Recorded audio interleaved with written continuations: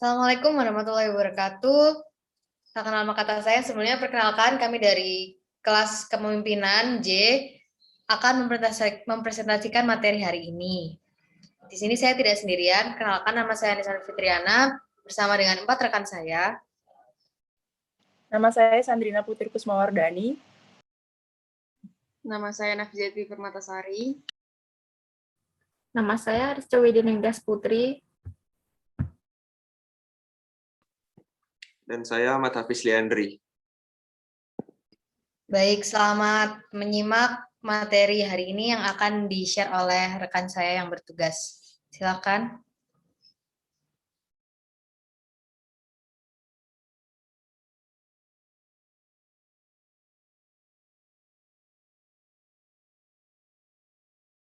Ya, jadi hari ini kita akan membahas tentang pengaruh kepemimpinan etis.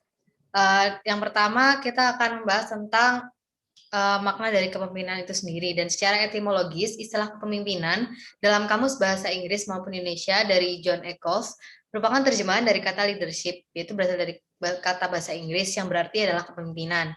Sementara itu, kata kepemimpinan ini berasal dari kata pemimpin yang berarti seorang yang dikenal dan berusaha untuk mempengaruhi para pengikutnya untuk merealisasikan apa yang telah menjadi visinya.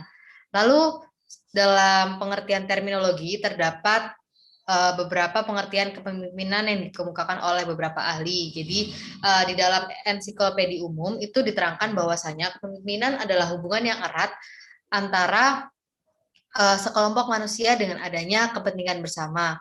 Lalu hubungan tersebut juga ditandai oleh tingkah laku yang tertuju dan terbimbing. Next.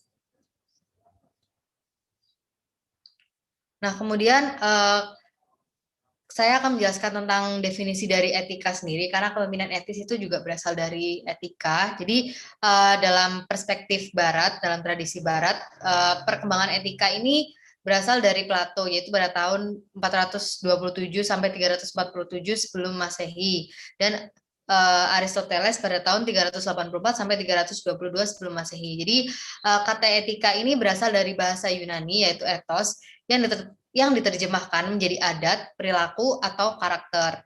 Lalu etika ini juga berkaitan dengan jenis nilai dan moral yang menurut individu atau masyarakat diinginkan atau pantas. Nah, lebih jauh lagi, etika berkaitan dengan kebajikan individu dan motif mereka. Lalu teori etika ini menyediakan sistem aturan atau prinsip yang membimbing kita dalam membuat keputusan tentang apa yang benar atau salah dan yang baik ataupun buruk dalam situasi tertentu. Jadi hal ini memberikan dasar untuk memahami apa artinya untuk menjadi manusia layak secara moral. Jadi di dalam kepemimpinan ini juga diterangkan bahwasanya sifat perilaku dari pemimpin tersebut dan kebajikan dari pemimpin tersebut. Menurut Irawan pada tahun 2013, jadi etika ini adalah ilmu dan standar mengenai sesuatu yang benar ataupun sesuatu yang salah, sesuatu yang boleh dilakukan dan sesuatu yang tidak boleh dilakukan. Lalu kemudian, jadi dalam hal kepemimpinan ini, etika ini berkaitan dengan apa yang dilakukan oleh pemimpin, seperti yang saya terangkan lagi terkait sifat perilaku pemimpin. Lalu ini juga berhubungan dengan sifat perilaku dari pemimpin tersebut, dan dalam situasi pengambilan keputusan apapun, masalah etika adalah baik secara implisit maupun eksplisit. Jadi pilihan yang dibuat pemimpin dan bagaimana mereka menanggapi dalam keadaan tertentu diinformasikan dan diarahkan oleh etika mereka. Selanjutnya saya akan menjelaskan tentang kepemimpinan etis itu sendiri. Nah, jadi ada beberapa arti dari kepemimpinan etis itu didefinisikan dengan cara-cara yang berbeda, yang itu mencakup nilai, sifat, dan perilaku. Jadi ketika diminta menjelaskan terkait kepemimpinan etis, ada pimpinan puncak yang mengidentifikasi sejumlah aspek dan perilaku motif. Misalnya, seorang pemimpin yang jujur, dapat dipercaya, tidak egois, dan adil. Tetapi pimpinan juga mengidentifikasi sejumlah aspek atau perilaku yang mencakup upaya untuk mempengaruhi perilaku etis dari orang lain. Dan kepemimpinan etis ini adalah kepemimpinan yang mendemonstrasikan perilaku yang secara normatif tepat melalui tindakan-tindakan personal dan hubungan interpersonal, dan promosi perbuatan seperti itu kepada para pengikut melalui komunikasi dua arah, yaitu tentang penguatan dan pembuatan keputusan. Kepemimpinan etis menurut Rukmana tahun 2007, yaitu bahwasanya kepemimpinan etis ini dapat berarti kemampuan dan kesiapan seseorang untuk mempengaruhi orang lain, dan itu penekanannya pada pentingnya nilai-nilai moral yang dimiliki oleh pemimpin tersebut, seperti misalnya ada akhlak, rasa tanggung jawab, menghargai, budi pekerti, disiplin, kerja keras, jujur, dan religius. Jadi etika kepemimpinan ini harus fokus pada menciptakan kondisi yang tepat pada budaya organisasi untuk membantu perkembangan perilaku yang beretika daripada membangun kepatuhan infrastruktur. Kemudian berdasarkan dari definisi kepemimpinan etis ini sendiri dari para ahli, maka dapat kita simpulkan bahwa kepemimpinan etis ini berkisar pada tanggung jawab utama dalam berhadapan dengan konflik di antara karyawan dan mempertunjukkan suatu landasan untuk membimbing dan untuk mengajari mereka tentang hal yang benar untuk dilakukan. Kemudian selanjutnya ada indikator kepemimpinan etis. Next slide. Jadi indikator kepemimpinan etis ini berdasarkan temuan-temuan secara kualitatif oleh Brown tahun 2005, bahwasanya mengembangkan beberapa indikator untuk mengukur persepsi kepemimpinan etis, yaitu adalah Ethical Leadership Scale atau ELS, yang dapat dijabarkan dengan beberapa aspek ini. Yang pertama adalah melakukan kehidupan pribadi dengan cara yang etis, lalu yang kedua mendefinisikan kesuksesan tidak hanya dengan hasil tetapi juga dengan proses, lalu yang ketiga adalah mendengarkan apa yang karyawan katakan, yang keempat yang melanggar standar etika, lalu yang kelima adalah membuat keputusan yang adil dan seimbang, dan yang terakhir adalah menetapkan contoh bagaimana melakukan hal-hal dengan cara yang benar dalam etika. Selanjutnya akan dijelaskan oleh rekan saya, waktu dan tempat dipersilakan.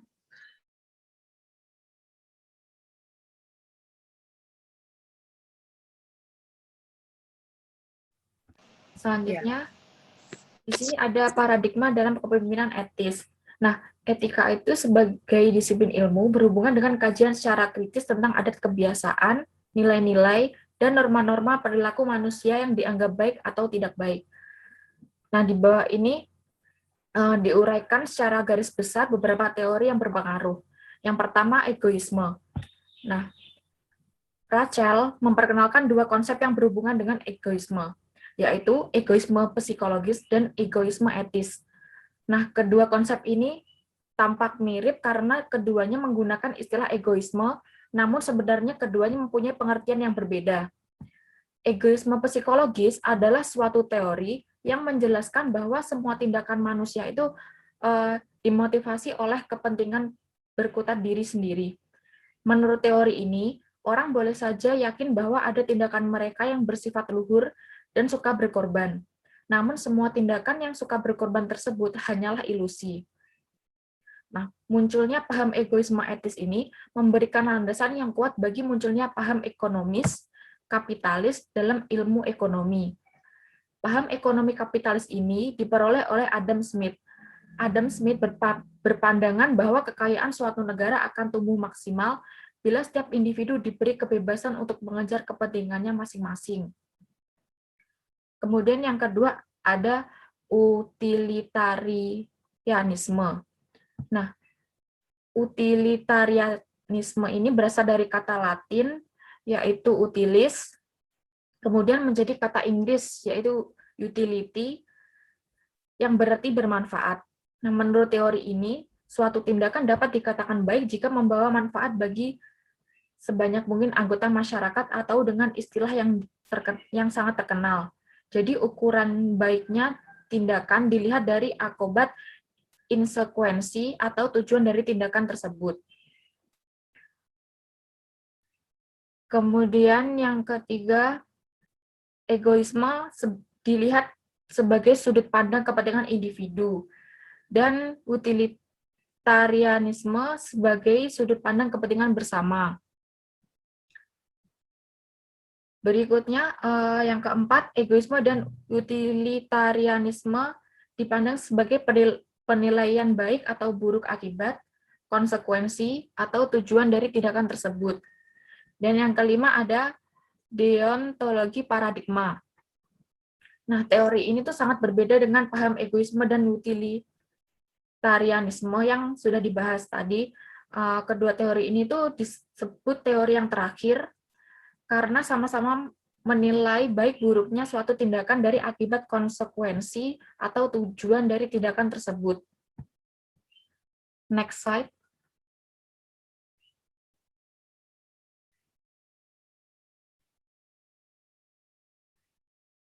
Selanjutnya, prinsip kepemimpinan etis. Nah, di sini terdapat 5 prinsip kepemimpinan etis. Yang pertama ada respect.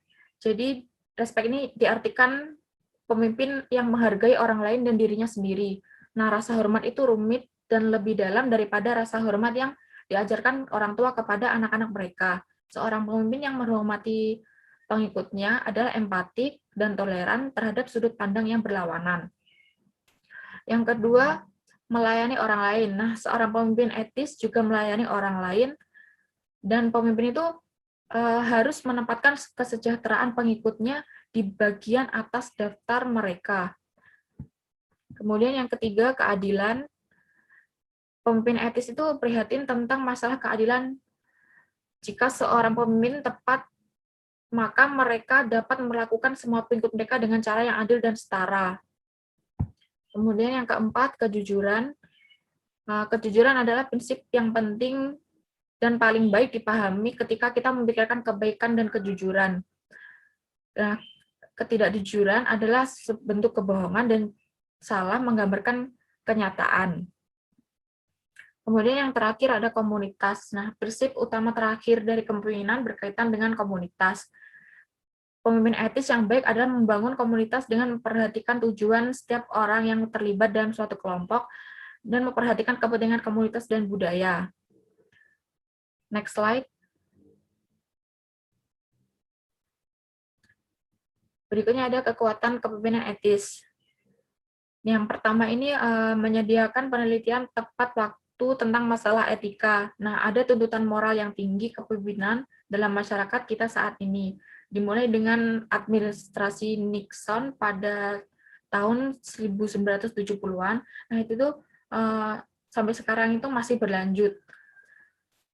Hingga pemerintahan Barack Obama, orang telah bersikeras pada tingkat yang lebih tinggi dan bertanggung jawab atas moral pemimpin mereka. Yang kedua, etika harus dianggap sebagai bagian integral dari domain kepemimpinan yang lebih luas. Nah, etika ini sebagai salah satu dimensi dari proses kepemimpinan. Kepemimpinan bukanlah fenomena amoral, dan kepemimpinan ini tuh adalah proses mempengaruhi orang lain. Dan yang ketiga, menyoroti beberapa prinsip penting untuk mengembangkan kepemimpinan etis. Berikutnya akan dijelaskan oleh rekan saya. Ya, selanjutnya saya akan menjelaskan mengenai kritik kepemimpinan etis. Pertama, di bidang penelitian dalam tahap awal pengembangannya, tidak memiliki tubuh yang kuat dari temuan penelitian tradisional yang memperkuatnya. Sangat sedikit penelitian telah diterbitkan tentang landasan teoritis etika pemimpin. Kritik lain adalah bahwa etika kepemimpinan saat ini terutama bertumpu pada tulisan hanya beberapa orang yang telah menulis esai dan teks yang sangat dipengaruhi oleh pendapat pribadi mereka tentang hakikat kepemimpinan etika dan pandangan mereka tentang dunia. Next. Ya. Selanjutnya tentang sentralitas etika untuk kepemimpinan. Nah, etika adalah inti dari kepemimpinan, dan para pemimpin membantu membangun dan memperkuat nilai-nilai organisasi. Setiap pemimpin memiliki filosofi dan tujuan yang berbeda. Menurut Gini, tahun 1998, semua pemimpin memiliki agenda, serangkaian keyakinan, proposal, nilai, ide, dan isu-isu yang mereka ingin taruh di atas meja. Singkatnya, etika adalah pusat kepemimpinan karena sifat prosesnya pengaruh kebutuhan untuk melibatkan pengikut dalam mencapai tujuan bersama dan pengaruh pemimpin terhadap nilai-nilai organisasi. Next. Selanjutnya ada perspektif kepemimpinan etis menurut Heifetz dan Burns. Menurut Ronald Heifetz tahun 1994 telah merumuskan pendekatan yang unik untuk kepemimpinan etis. Pendekatannya menekankan bagaimana pemimpin membantu pengikut untuk menghadapi konflik dan untuk mengatasi konflik dengan melakukan perubahan.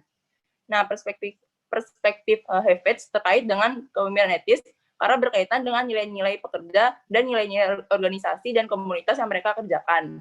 Nah, menurut Heifetz, kepemimpinan melibatkan penggunaan otoritas untuk membantu pengikut menangani nilai-nilai konflik yang muncul di lingkungan kerja dan budaya sosial yang berubah dengan cepat.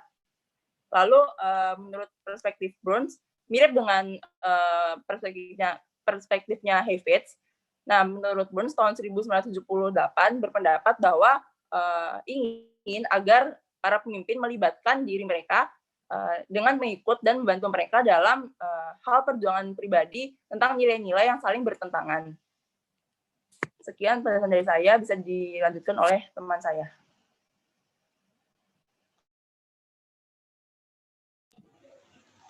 Kemudian ada sisi gelap dari kepemimpinan. Jadi pada tahun 1978, Burns ini memang menempatkan etika sebagai inti kepemimpinan. Tapi memang tetap saja terdapat sisi gelap kepemimpinan yang mencontohkan kepemimpinan itu tidak etis dan merusak, di mana seorang pemimpin itu menggunakan kepemimpinan untuk tujuan pribadi. Kemudian dipertegas lagi oleh Lippmann dan Blume pada tahun 2005 bahwa pemimpin yang beracun ditandai dengan perilaku destruktif seperti memperburuk pengikutnya serta melanggar hak asasi manusia. Nah, Lippmann dan Blume ini mengidentifikasi banyak hal karakteristik pribadi disfungsional yang ditunjukkan oleh banyak pemimpin. Misalnya kurang integritas, lalu ambisi yang tidak pernah terpuaskan, kesombongan, dan sikap sembrono. Peneliti ini banyak peneliti yang terlalu fokus dengan atribut positif dan hasil kepemimpinan yang efektif, sehingga peneliti ini banyak yang melupakan bahwa ada sisi lain dari positif. Jadi hanya sedikit perhatian yang tertuang pada sisi gelap kepemimpinan. Padahal hal ini juga penting untuk dipahami dalam upaya untuk mendefinisikan kepemimpinan destruktif. Padilla, Hogan, dan Kaiser pada tahun 2007 mengembangkan konsep segitiga beracun yang berfokus pada pengaruh pemimpin yang merusak, pengikut yang rentan, dan lingkungan kondusif, seperti yang ditunjukkan dalam model yang ditandai dengan memiliki karisma dan kebutuhan untuk menggunakan kekuatan dan paksaan untuk keuntungan pribadi tersebut. Mereka juga biasanya narsis dan sering menarik perhatian dan egois. Pemimpin yang merusak ini hidupnya negatif biasanya karena trauma dari masa lalu. Karena kebencian terhadap diri sendiri, mereka sering mengekspresikan ideologi kebencian dalam pandangan dunia mereka.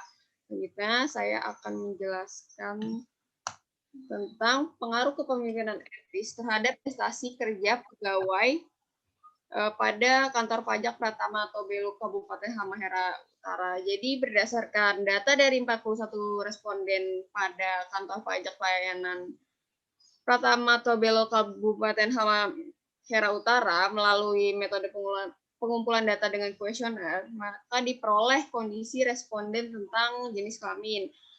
Mayoritas laki-laki yaitu sebanyak 39 orang atau 95,1%, sedangkan sisanya adalah responden perempuan sebanyak 2 orang atau 4,9%.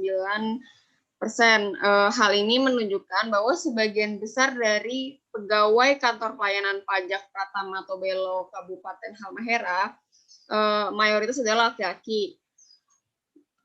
Kemudian ditemukan hasil perhitungan nilai konstanta yang didapat adalah sebesar A sama dengan 7,7429 dan nilai koefisien arah regresi sebesar B sama dengan 0,7450. Dengan demikian persamaan regresi ini menunjukkan hubungan fungsional variabel X terhadap variabel Y yang sebagai berikut. Y sama dengan 7,7427 ditambah 0,7450X. Nah, nilai korelasi R ini didapat sebesar 0,7450 1071 dan nilai koefisien determinasi atau R kuadrat sebesar 0,1147 dan hal ini memberi petunjuk bahwa korelasi atau hubungan asosiatif dari variabel faktor-faktor terhadap variabel Y ternyata cukup kuat, yaitu sebesar 0,1071, sementara daya besar penentunya itu sebesar 0,1147.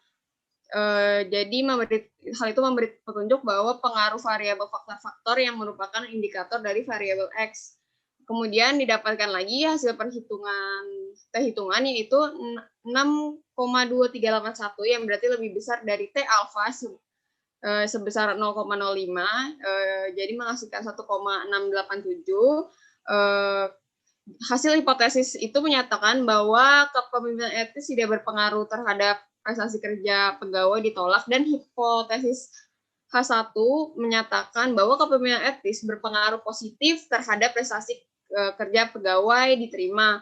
Selanjutnya akan dijelaskan oleh teman saya, di mana di sana juga terdapat di slide selanjutnya terdapat tabel untuk melihat hubungan antara variabel kepemimpinan etis dengan prestasi kerja pegawai.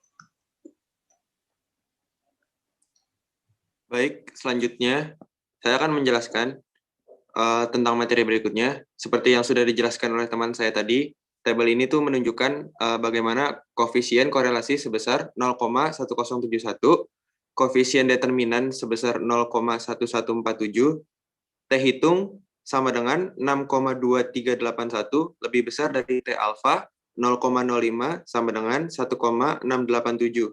Maka hipotesa H0 ditolak dan hipotesa HI diterima.